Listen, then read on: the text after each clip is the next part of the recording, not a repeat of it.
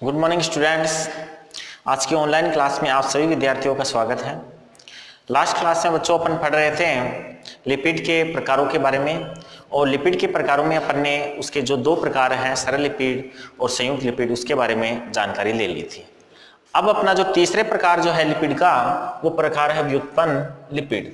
तीसरा जो लिपिड का प्रकार है वो है व्युत्पन्न लिपिड।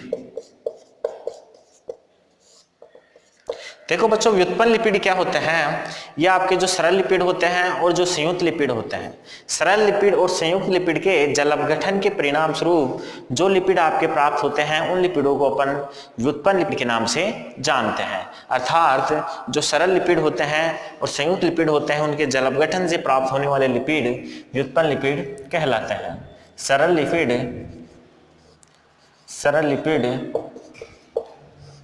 व संयुक्त लिपिड व संयुक्त लिपिड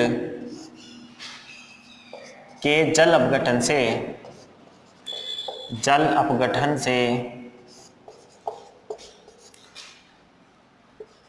प्राप्त लिपिड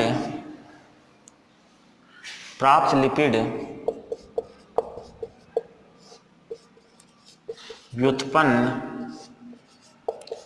लिपिड कहलाते हैं।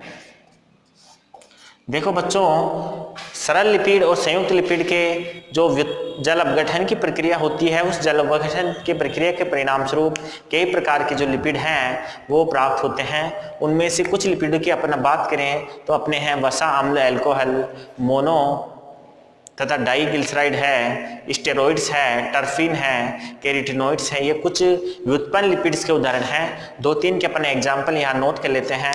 वसा, अम्ल, एल्कोहल एग्जाम्पल है इसके।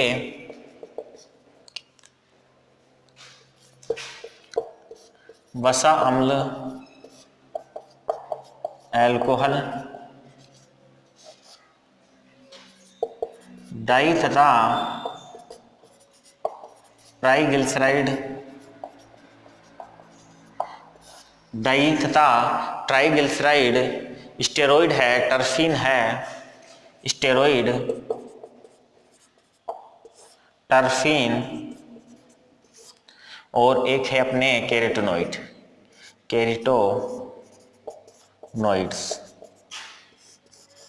ये बच्चों आपके कुछ एग्जाम्पल है व्युत्पन्न लिपिड्स के। सरल लिपिड और संयुक्त लिपिड के आपके जल अपघटन की जो प्रक्रिया होती है, उस जल अपघटन की प्रक्रिया के परिणाम स्वरूप व्युत्पन्न लिपिड प्राप्त होते हैं। और ये जो व्युत्पन्न लिपिड होते हैं, उन व्युत्पन्न लिपिडों की बात करें तो अपन वसा, अम्ल, एल्कोहल है, ट्राइग्लिसराइड है, स्टेरॉइड है, टर्फिन है, केराटिनोइड्स हैं। ये कुछ उसके एग्जाम्पल्स हैं। इसके बाद बच्चों अपन देखते हैं ये लिपिड का जो वर्गीकरण है, सरल लिपिड, संयुक्त लिपिड और व्युत्पन्न लिपिड है, वो कंप्लीट होता है। अब अपन जो कुछ सरल लिपिड हैं, उन सरल लिपिड के रासायनिक संगठन की चर्चा करते हैं। अपन ने स्टार्टिंग में देखा था सरल लिपिड क्या होते हैं। उन सरल लिपिड के दो प्रकार के लिपिड थे अपने, प्राकृतिक वसा और तेल, और इसके साथ ही उसके अंदर मोम भी सम्मिलित थी। तो इन दोनों के रासायनिक संगठन की अपन चर्चा करते हैं। इसका आप स्क्रीनशॉट लीजिए, फिर मैं इसको साफ कर देता हूं। तो आगे अपन देखते हैं सरल लिपिड का रासायनिक संगठन।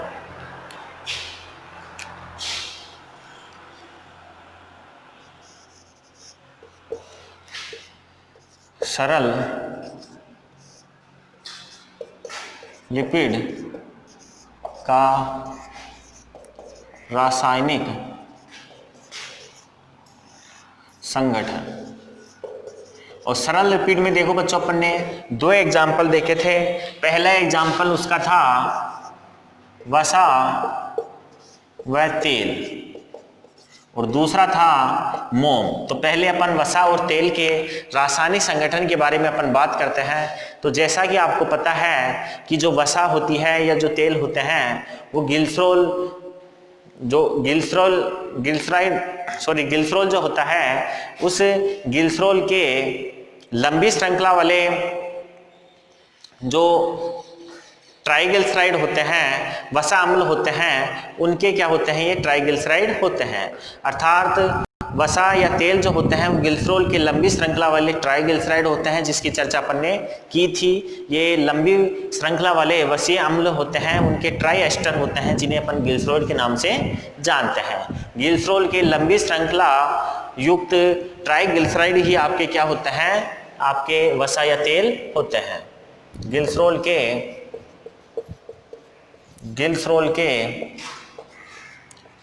लंबी श्रृंखला युक्त ग्लिसरॉल के लंबी श्रृंखला युक्त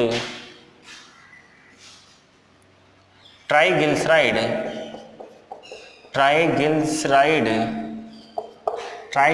ही वसा व तेल होते हैं। देखो बच्चों, ग्लिसरॉल के लंबी श्रृंखला युक्त जो ट्राइग्लिसराइड होते हैं, यही आपके क्या होते हैं, यही आपके ट्राइग्लिसराइड जो होते हैं, यही वसायामोम होते हैं। इनके अंदर जो वसा अम्ल पाया जाता है, उस वसा अम्ल के जो कार्बन की संख्या होती है, कार्बन परमाणु की संख्या होती है, वो सम संख्या में उपस्थित होती है। इसमें पाए जाने वाला जो वसा अम्ल होता है, इसमें उपस्थित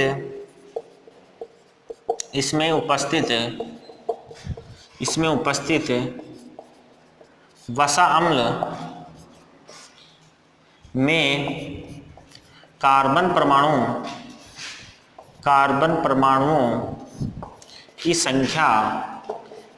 परमाणुओं की संख्या सम होती है। देखो बच्चों, इनमें उपस्थित जो कार्बन परमाणु होते हैं, उन कार्बन परमाणुओं की जो संख्या होती है वो कैसी होती है, कार्बन परमाणुओं की संख्या सम होती है। हम यहाँ बात करें तो इसके अंदर संतृप्त या असंतृप्त दोनों प्रकार के वसा अम्ल उपस्थित हो सकते हैं। इसके अंदर वसा अम्लों की उपस्थिति की यदि हम बात करें तो इनमें संतृप्त तथा असंतृप्त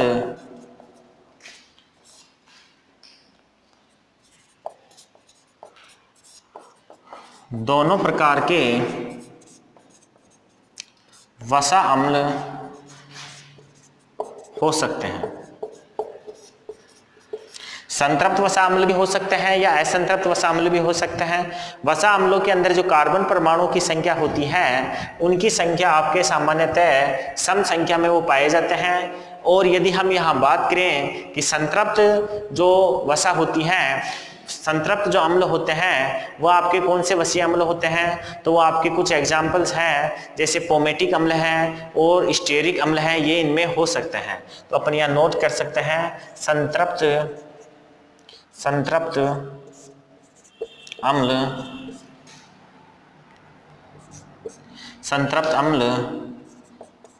पोमेटिक अम्ल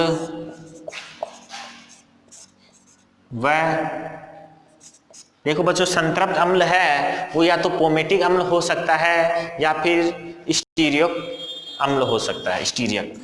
स्टीरिक अम्ल हो सकता है। इस प्रकार से ये दो संतृप्त अम्ल हो सकते हैं। इसके अलावा असंतृप्त अम्लों की बात करें तो असंतृप्त अम्ल ऐसे हो सकते हैं जिसके अंदर एक ही द्विबंध हो, या ऐसे भी हो सकते हैं जिसके अंदर 2 हो, 3 हो, 4 हो। इस प्रकार से अपन देखें तो कुछ अम्ल होते हैं जिसके अंदर जो बंधों की संख्या है वो 1, 2, 3 या 4 हो सकती है। तो अपन यहाँ देखें, असंतृप्त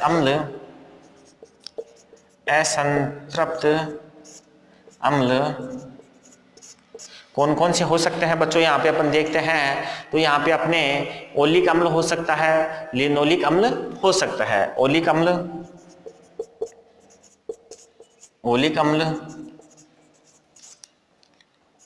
लिनोलिक अम्ल है, ओलिक अम्ल हो सकता है, ओलिक अम्ल हो सकता है, नीलोलिक अम्ल हो सकता है। इसके अलावा नीनोलोलिक अम्ल भी हो सकता है।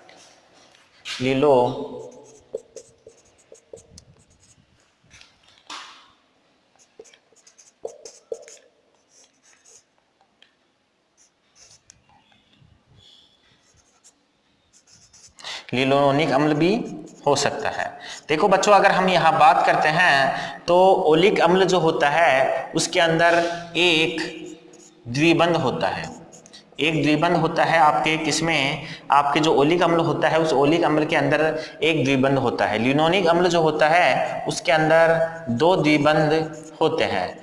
जो आपके लिनोलिक अम्ल होता है उसके अंदर दो द्विबंध होते हैं, और इसी प्रकार जो लिनोलिक अम्ल होता है उसके अंदर तीन द्विबंध होते हैं, और अरेकिनियो इसके अंदर आपके होते हैं तीन द्विबंध। इस प्रकार से बच्चों इसके अंदर कुछ अम्ल ऐसे होते हैं जिसके अंदर एक द्विबंध होता है, कुछ में दो द्विबंध, कुछ में तीन द्विबंध हो सकते हैं। इसके आधार पर ये असंतृप्त अम्लों से मिलकर बने हुए आपके क्या होते हैं, ट्राइग्लिसराइड हो सकते हैं, वसा या तेल। अब आगे हम इसके बारे में बात करते हैं तो आगे हम देखते हैं इसके रासायनिक संगठन की कि ये किस प्रकार से इनका वसीय अम्ल और आपके जो ग्लिसरॉल है वो मिलता है, और किस प्रकार से इसके जो ट्राइग्लिसराइड है उसका निर्माण होता है। इसका स्क्रीनशॉट लीजिए, फिर मैं इसको आगे बताता हूँ।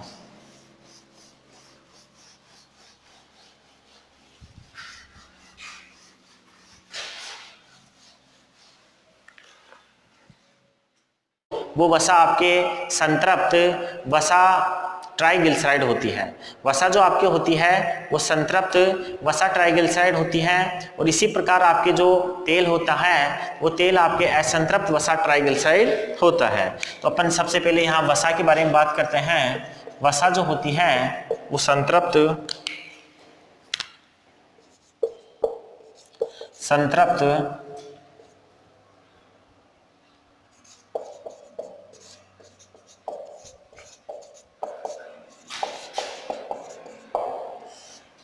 ये वसा जो आपके होती है वो संतृप्त वसा ट्राइग्लिसराइड होती है, और इसके अंदर आपके जो ग्लिसराइड होती है वो संतृप्त होती है, अर्थात कार्बन की चारों वैलेंसी एकल बंध के द्वारा बंधित होती है।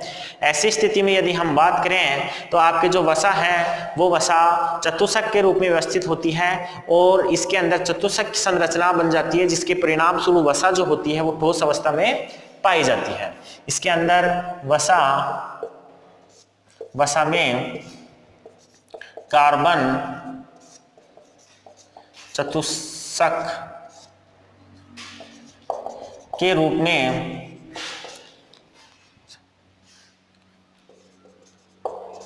पाया जाता है, जिसके जालक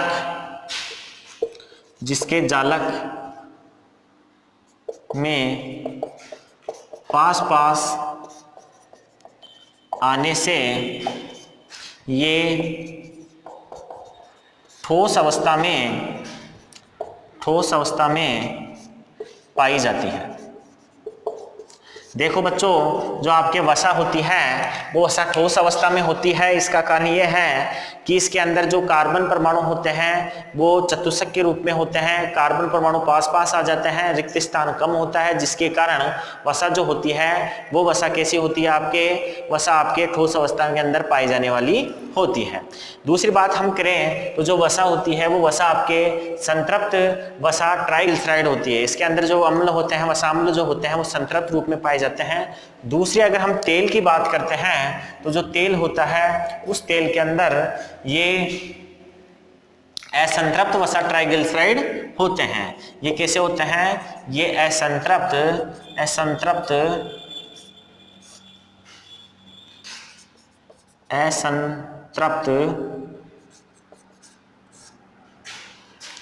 वसा ट्राइग्लिसराइड होते हैं। ये जो होते हैं बच्चों ये असंतृप्त वसा ट्राइग्लिसराइड होते हैं। आगे हम बात करें तो इसके अंदर जो क्या होता है, इसके अंदर वसा में जो कार्बन होता है वो आपके कैसा होता है, समपक्ष विन्यास होता है। उसका समपक्ष विन्यास के परिणाम स्वरूप ये दूर होते हैं, और उसके परिणाम स्वरूप ये द्रव अवस्था के अंदर पाए जाते हैं। इसमें कार्बन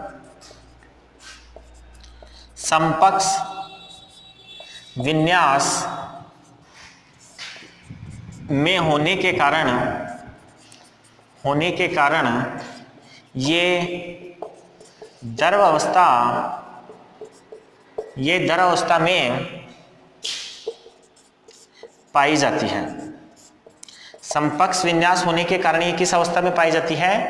ये द्रव अवस्था के अंदर पाई जाती है। तो यही कारण है कि जो आपके वसा है, ध्यान रखना बच्चों, वसा आपके संतृप्त वसा ट्राइग्लिसराइड होती है और ये असंतृप्त वसा ट्राइग्लिसराइड होता है, वो होता है तेल। आगे अपन चर्चा करते हैं दूसरे प्रकार के सरल वसा की। सरल वसा दूसरे प्रकार की जो सरल लिपिड है उसका नाम है बच्चों मोम। मोम के बारे में अपन चर्चा करते हैं कि जो मोम होती है वो क्या होती है, उसकी जो रासायनिक संगठन होता है वो किस प्रकार से होता है। तो अपन ने पीछे पढ़ा है कि ये जो मोम होती है वो मोनोहाइड्रिक एल्कोहल के एस्टर होते हैं। ये लंबी श्रृंखला वाले मोनोहाइड्रिक एल्कोहल के एस्टर होते हैं। ये क्या होते हैं बच्चों? ये लंबी श्रृंखला वाले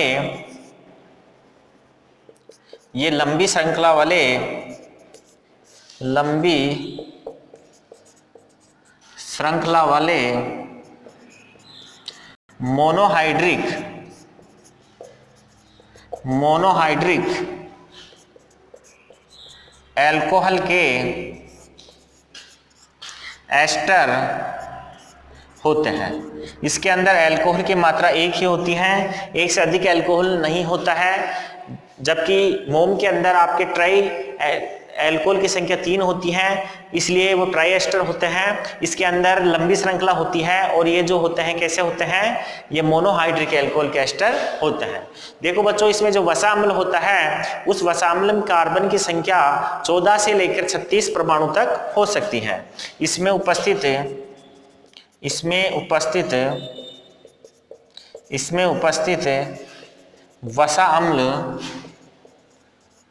वसा अम्ल में कार्बन परमाणुओं की संख्या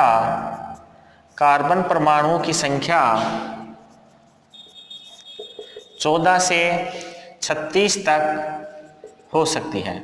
ध्यान रखना बच्चों, इसके अंदर जो कार्बन परमाणुओं की संख्या होती है वसा अम्ल में जो कार्बन परमाणुओं की संख्या होती है वो 14 से कितनी हो सकती है? 36 हो सकती है। जबकि आपके जो क्या पाया जाता है, इसके अंदर जो अल्कोहल होता है उस अल्कोहल के अंदर कार्बन की संख्या 16 से 36 हो सकती है। तो अपन यहाँ लिख देते हैं अल्कोहल में कार्बन की संख्या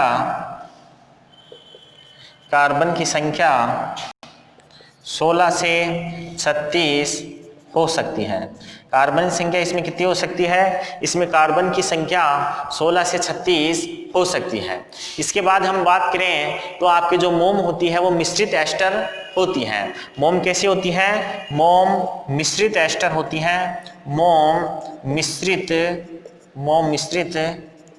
एस्टर होती है, अर्थात ये एस्ट्रो का मिश्रण होती है। मोम जो होती है वो कैसी होती है? एस्ट्रो का मिश्रण होती है। जैसे यदि हम बात करें तो मधुमोम के बारे में यदि हम यहाँ बात करते हैं तो मधुमोम में जो सेरिल अल्कोहल होता है, इसके अलावा जो आपके अम्ल होता है वो होता है माइरोक्टिन अम्ल एस्टर के रूप में पाया जाता है। मधुओम की ये बात कर रहे हैं, इसे आप स्क्रीनशॉट लेके नोट कीजिए। अपन ने यहाँ सरल और जो दूसरी सरल लिपिड के प्रकार थे मोम, उसके बारे में यहाँ अध्ययन किया है, इसे स्क्रीनशॉट लेके नोट कीजिए।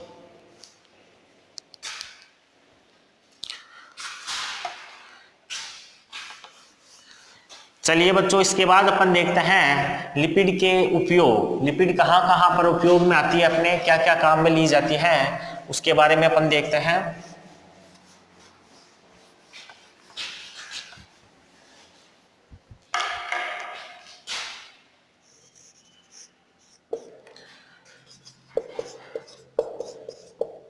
लिपिड के उपयोग। देखो बच्चों, लिपिड के उपयोगों की अगर हम बात करें तो आपके सामान्यतः जो लिपिड होती है वो जंतु और पादपों के अंदर भोजन संग्रहण का एक मुख्य अवयव होती है। पादपों और जंतुओं के अंदर भोजन संग्रहण लिपिड के रूप में ही होता है। पादप तथा जंतुओं में भोजन संग्रहण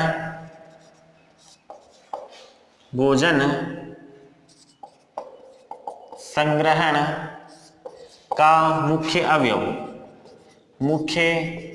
अवयव होती है। देखो बच्चों, भोजन का जो संग्रहण होता है जंतुओं के अंदर या फिर पादपों के अंदर, यह संग्रहण सामान्यतः वसा के रूप में ही होता है। वसा के रूप में जो भोजन होता है वो संग्रहित हो जाता है। वसा होती है वो कोशिका के अंदर, इसका दूसरा काम है कोशिका के अंदर ऊर्जा का जो मुख्य स्रोत होती है वो भी क्या होती है, वसा ही होती है।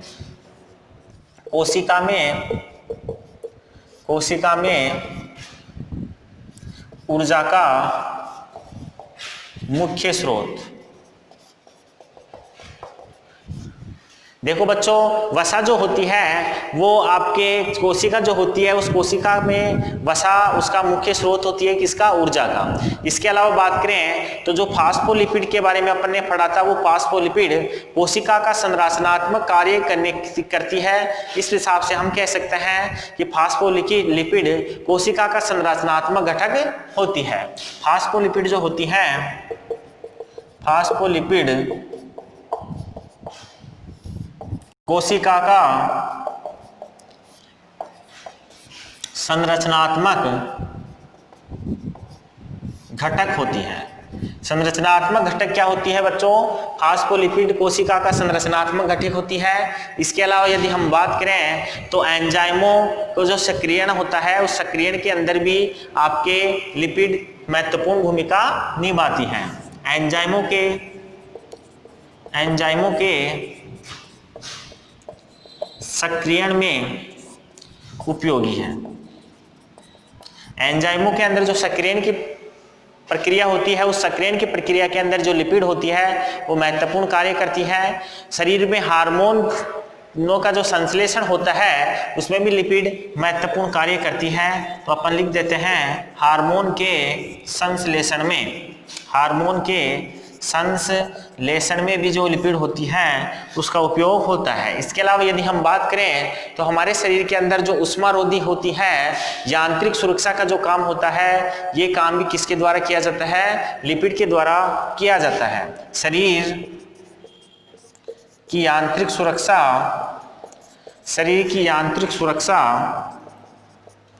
व ऊष्मारोधिता का कार्य करती है।